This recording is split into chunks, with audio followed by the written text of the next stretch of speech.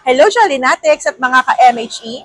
Alam niyo ba na may na-discover kaming Japanese resto that offers tilapia flavored maki? Sobrang excited kami dahil first time namin narinig to. Dito lang yan sa Suki Restaurant! Sabay-sabay nating tikman kasama ng iba pa nilang dishes. Let's go! Located nga sila along Maharlika Highway, San Pablo City, Laguna.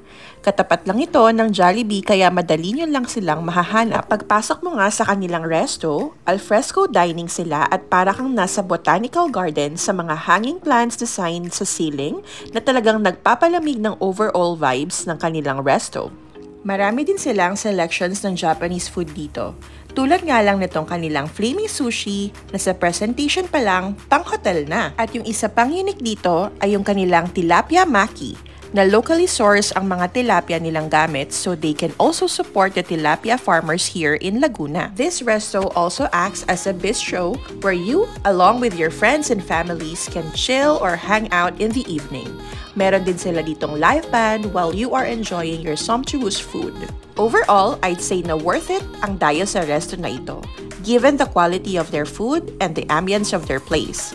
We are really looking forward to come back to try out their other food items.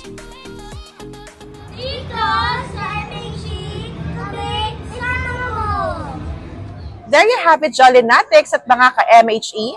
I hope na bigyan na naman namin kayo ng bagong idea kung saan masarap mag-food trip kasamang inyong pamilya at mga kaibigan. Kaya naman, samahan niyo pa kami sa mga susunod pa naming mga food adventures. This has been Jolin TV. Sa MHE, kami kasama mo.